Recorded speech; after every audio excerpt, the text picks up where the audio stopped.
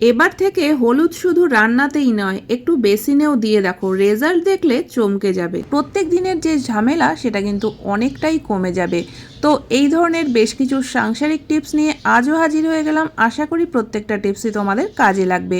টিপসগুলো ভালো লাগলে চ্যানেলটিকে সাবস্ক্রাইব করে নিতে একদমই ভুলো না। নমস্কার বন্ধুরা, মৌস প্যাশনে তোমাদের সকলকে স্বাগত জানাই। আশা করি তোমরা সকলেই ভালো আছো। তো চলো আজকের প্রথম টিপসটা দেখে নেওয়া যাক। কম বেশি মেডিসিন কিন্তু আমাদের সবারই খেতে হয়। কারো হয়তো প্রত্যেক দিন খেতে হয়, আর কারো কারো হয়তো মাঝে মধ্যে প্রয়োজন হয় তখন খেতে হয়। তো এরকম বেশ কিছু মেডিসিন আছে যেগুলো আমাদের রোজ দিন খাওয়ার প্রয়োজন পড়ে না, মাঝে মধ্যে খেতে হয়। যেমন ধরো গ্যাস অম্বলের মেডিসিন বা জ্বরের, এগুলো তো আমাদের প্রত্যেক দিন প্রয়োজন পড়ে না। তো যখন প্রয়োজন পড়ে তখনই আমাদের খাওয়ার দরকার হয়। আর সেই সময় কিন্তু আমরা একটা ভুল করি, ট্যাবলেট হোক বা ক্যাপসুল আমরা যে কোনো দিক থেকে কেটে নিয়ে খাওয়া শুরু করি। তো এটা কিন্তু কখনোই করা উচিত নয়।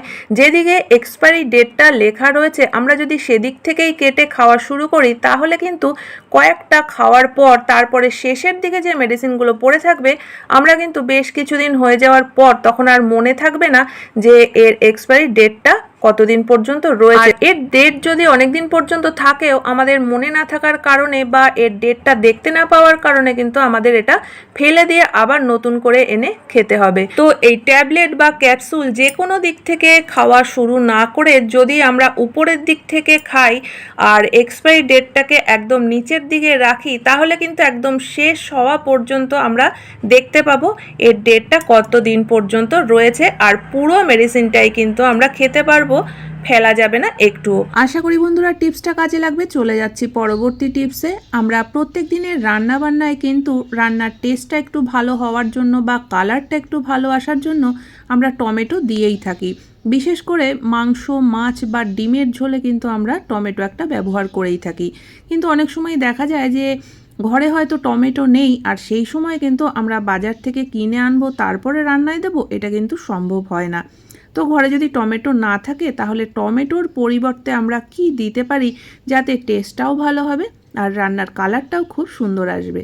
তো তার জন্য দেখো এখানে আমি 1 চামচ টক দই নিয়ে নিয়েছি। তবে রান্নায় কিন্তু আমরা শুধু টক দই দেবো না, তার মধ্যে আরও দুটো জিনিস মিলিয়ে নেব। এখানে নিয়ে নিলাম 1/2 চামচ কাশ্মীরি লঙ্কার গুঁড়ো। এবার এর মধ্যে আমি কিছুটা চিনি দিয়ে দিচ্ছি। তবে চামচটা যেহেতু ছোট সেই কারণে আমি 3 চামচ চিনি এর মধ্যে দিয়ে দিলাম। আর এবার তিনটে জিনিসকেই কিন্তু খুব ভালোভাবে মিশিয়ে একটা পেস্ট তৈরি করে নিতে হবে। তো এবার যে জিনিসটা তৈরি হলো, এটা যদি আমরা রান্নায় ব্যবহার করে থাকি তাহলে কিন্তু রান্নায় যে টমেটো দেয়া হয়নি সেটা কিন্তু বোঝাই যাবে না। রান্নার টেস্টও যেমন ভালো হবে সেরকম কিন্তু কালারটাও খুবই সুন্দর আসবে। আশা করি বন্ধুরা টিপসটা কাজে লাগবে। চলে যাচ্ছি পরবর্তী টিপসে। টিস্যু তো আমরা কিছুটা এরকমভাবে একটা গ্লাসের মধ্যে করে রেখে হোক বা কোনো টিস্যু হোল্ডারে করে রেখে হোক আমরা টেবিলে রেখে দিই, আর যেটা আমাদের প্রায় প্রত্যেক দিনই প্রয়োজন পড়ে কিছু না কিছু কাজে। তো আমরা যখন এইভাবে টিস্যুগুলোকে খোলা অবস্থায় টেবিলে রেখে দিই, রাতের বেলা যখন লাইট বন্ধ করে দেওয়া হয় আরশোলা পোকামাকড়ের ভীষণ উপদ্রব বাড়ে। আর সেই পোকামাকড় যদি টিস্যুর উপরে বসেও আমরা কিন্তু জানতেও পারি না, আমাদের অজান্তেই আমরা প্রত্যেক দিন এই টিস্যুগুলোকেই পরিষ্কার মনে করে ইউজ করি। তো একদম ঘরের ফেলে দেওয়া জিনিস যেগুলো আমরা অপ্রয়োজনীয় মনে করে ফেলে দিই, সেগুলো দিয়ে কিন্তু আমরা খুব সুন্দরভাবে একটা টিস্যু হোল্ডার বানিয়ে নিতে পারি। তো আমরা যখন কোনো কিছু কেনাকাটা করি এই ধরনের দেখবে ছোট ছোট বক্স আসে, তো আমরা জিনিসটাকে বের করে নিয়ে বক্সটাকে ফেলে দিই। তো এরকমই একটা বক্স এসছে যেটা আমি ফেলে না দিয়ে এটাকে একটা টিস্যু হোল্ডার বানিয়ে নেব। তো এরকম যদি বক্স তোমাদের ছোট না থাকে, একটু বড় হয়, তাহলেও কিন্তু সেই জিনিসটাকে দিয়ে তোমরা বানিয়ে নিতে পারো। তবে বক্সের মাঝখান থেকে এরকম একটু কিছুটা কেটে নিতে হবে যাতে আমরা টিস্যুটা খুব সহজেই বের করতে পারি। তো এই বক্সটার মধ্যে ঠিক এরকমভাবেই কাটা অবস্থাতেই ছিল, তো সে কারণে আমার আর কাটতে হয়নি। আর বক্সটাকে একটু ডেকোরেট করার জন্য আমি এখানে একটা কালারিং সেলোটেপ ইউজ করছি। তো এটা কিন্তু সম্পূর্ণ নিজেদের ইচ্ছার উপরে ইউজ করতেও পারো, নাও করতে পারো, তবে এটা যদি ইউজ করি তাহলে দেখতে একটু ভালো লাগবে। আর বক্সটা যেহেতু একদম ছোট্ট, আমরা কিন্তু ডাইনিং টেবিলে হোক বা যে কোনো জায়গায় রাখতে পারবো, তার জন্য খুব বেশি জায়গারও প্রয়োজন হবে না। বা আমাদের যদি এটা কোথাও নিয়ে যাওয়ারও প্রয়োজন হয় তাহলেও কিন্তু খুব সহজেই এটা ক্যারি করতে পারবো, কোনো রকম অনেক বেশি জায়গার প্রয়োজন হবে না। তো দেখো জিনিসটা আমার তৈরি করা হয়ে গেছে। আর এবার আমি টিস্যুগুলোকে ছোট ছোট করে একটু ভাঁজ করে নেব। যেহেতু বক্সটা ছোট, বক্স যদি বড় হয় তাহলে কিন্তু আর আলাদা করে এইভাবে ভাঁজ করার প্রয়োজন নেই।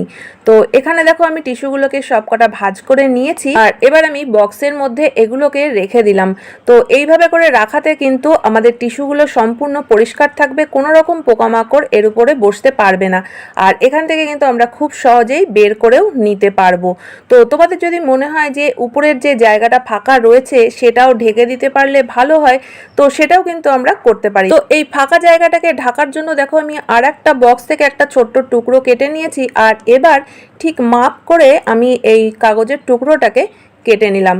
তো এই জিনিসটাকে লাগানোর জন্য আমি এখানে একটু সেলোটেপ ব্যবহার করব। তো দেখো এখানে আমি সেলোটেপটা লাগিয়ে রেখেছি, আর সেলোটেপের সঙ্গেই এই কাগজের টুকরোটাকে আমি আটকে দিচ্ছি। তবে এমনভাবে আটকাবো যেন এটা খোলা পড়া করতে খুব সহজ হয়। তো এরকমভাবে দেখো যখন আমাদের প্রয়োজন হবে না তখন ঢেকে রাখতে পারবো, আর যখন প্রয়োজন হবে তখন কিন্তু খুব সহজেই আমরা এখান থেকে টিস্যুটা বের করে নিতে পারবো। আশা করি এই ছোট্ট টিপসটাও তোমাদের সকলেরই কাজে লাগবে। চলে যাচ্ছি এর পরবর্তী টিপসে। আমাদের প্রত্যেক দিনের রান্নাবান্নায় কিন্তু কম বেশি পেঁয়াজের প্রয়োজন হয়, কিন্তু অনেক সময় দেখা যায় হয়তো একটা বড় পেঁয়াজ আমরা কেটে ফেলেছি আর পুরো পেঁয়াজটা আমাদের প্রয়োজন নেই, হয়তো হাফ নিয়েছি আর হাফ থেকে গেল। তো এই হাফ পেঁয়াজের টুকরোটা যদি আমরা বাইরে রাখি তাহলেও কিন্তু শুকিয়ে যাবে বা 2-1 দিন থাকলে নষ্ট হয়ে যেতে পারে। আর ফ্রিজে যদি আমরা রাখি সেক্ষেত্রে কিন্তু ফ্রিজের মধ্যেও একটা বাজে গন্ধ তৈরি হয়। তো আমরা কিভাবে পেঁয়াজের টুকরোটাকে রাখলে পচবেও না বা নষ্টও হবে না শুকিয়ে, আর ফ্রিজেও কোনো রকম কোনো গন্ধ হবে না। তো তার জন্য কিন্তু এই ছোট্ট কাজটা আমরা করতে পারি। তো দেখো এখানে আমি ফয়েল পেপারের একটা ছোট্ট টুকরো নিয়ে নিয়েছি, আর এই ফয়েল পেপারের টুকরোটার মধ্যে পেঁয়াজটাকে রেখে আমি ভালোভাবে কিন্তু পেঁচিয়ে দিলাম। এইভাবে যদি আমরা কাটা পেঁয়াজের টুকরোটাকে ফ্রিজে রাখি তাহলে কিন্তু ফ্রিজেও কোনো বাজে গন্ধ হবে না বা পেঁয়াজের টুকরোটাও নষ্ট হবে না। তো আশা করি বন্ধুরা টিপসটা ছোট হলেও কাজে লাগবে। চলে যাচ্ছে এর পরবর্তী টিপস। বেসিনে কখনো হলুদ দিয়ে দেখেছো? যদি না দিয়ে থাকো অবশ্যই ট্রিকটা ফলো করতে পারো। শুনতে অবাক লাগলেও ভীষণই কাজের একটা ট্রিক। বন্ধুরা অনেক সময় দেখবে যে সিঙ্কের পাইপ থেকে বা বেসিনের পাইপ থেকে কিন্তু চেলা বা ছোট ছোট আরশোলা উঠে আসে, আর এই আরশোলাগুলোই কিন্তু সিঙ্কের মধ্যে বা বেসিনের মধ্যে ঘোরাফেরা করে, এমনকি ঘরের মধ্যেও চলে আসে, জায়গাটাও একদম নোংরা করে ফেলে। প্রত্যেকদিন আমরা যতই ঘরবাড়ি পরিষ্কার করি না কেন বা সিঙ্ক বেসিনটাকে ভালোভাবে পরিষ্কার করি না কেন, এই পোকামাকড়ের উপদ্রব কিন্তু হতেই থাকে। তো তার জন্য এই ছোট্ট কাজটা কিন্তু আমরা অন্তত 15 দিনে একদিন করে নিতেই পারি। তো দেখো এখানে আমি একটা বোতলের নিচের দিকের কিছুটা অংশ কেটে নিয়েছি, আর এর মধ্যে দিয়ে দিলাম আমি হাফ চামচ হলুদ গুঁড়ো, আর তার মধ্যে দিয়ে দিচ্ছি হাফ চামচ মতো বেকিং সোডা। তো এই দুটো মিশ্রণকে কিন্তু খুব ভালোভাবে মিশিয়ে নিতে হবে। যদি তোমাদের কাছে বেকিং সোডা না থাকে, এক্সপায়ার হয়ে যাওয়া মেডিসিনও যদি থাকে, একটা দুটো ট্যাবলেট যদি গুঁড়ো করে হলুদের মধ্যে মিশিয়ে দাও সেক্ষেত্রেও কিন্তু চলে যাবে কাজটা। তো তারপরে কি করতে হবে দেখো, যখনই আমরা রাতে শুতে যাব তার আগে কিন্তু এই যে মিশ্রণটা আমরা তৈরি করেছি সেটা সিঙ্কের মধ্যে বা বেসিনের মধ্যে ভালোভাবে ছড়িয়ে দিতে হবে, এবং সিঙ্কের পাইপের মধ্যেও যেন কিছুটা যায় সেদিকটাও খেয়াল রাখতে হবে। এই কাজটা আমরা 15 দিন অন্তর যেমন অবশ্যই করব, সেরকম কিন্তু যখন আমরা বেশ কয়েকদিনের জন্য বাইরে কোথাও বেড়াতে যাব তখনও কিন্তু যদি এই মিশ্রণটা তৈরি করে আমরা সিঙ্ক বেসিনের মধ্যে দিয়ে দিই, আর এই যে আমরা বোতলের নিচের দিকের অংশটা কেটে নিয়েছিলাম সেটা দিয়ে পাইপ লাইনটাকে এইভাবে ঢেকে রাখি, তাহলে কিন্তু হলুদ আর বেকিং সোডার মিশ্রণের যে গন্ধ, সেই গন্ধে কিন্তু পোকামাকড় এখান থেকে আর উঠবেই না। আর যদি এসেও থাকে সেক্ষেত্রেও কিন্তু এই বোতলের নিচের দিকের অংশটা দিয়ে যে আমরা ঢেকে রেখেছি সেই কারণে কিন্তু উঠে আর ঘরের মধ্যে চলে আসতে পারবে না। তো এইভাবে করে কিন্তু আমরা আমাদের ঘর বাড়ি অনেকটাই পরিষ্কার পরিচ্ছন্ন রাখতে পারবো বা পোকামাকড় মুক্ত রাখতে পারি। তো আশা করি বন্ধুরা আজকের প্রত্যেকটা টিপসে তোমাদের কাজে লাগবে। কোন টিপসটা সব থেকে বেশি ভালো লেগেছে অবশ্যই কমেন্ট করে জানিও। ভালো লাগলে চ্যানেলটিকে সাবস্ক্রাইব করে পাশে থাকা বেল আইকনটা অবশ্যই প্রেস করে দিও, যাতে নতুন ভিডিও আপলোড করলে নোটিফিকেশান সবার আগে তোমাদের কাছে পৌঁছে যায়। তাহলে বন্ধুরা আজকের মতো ভিডিও এখানেই শেষ করছি। দেখা হচ্ছে আবার নতুন ভিডিওতে।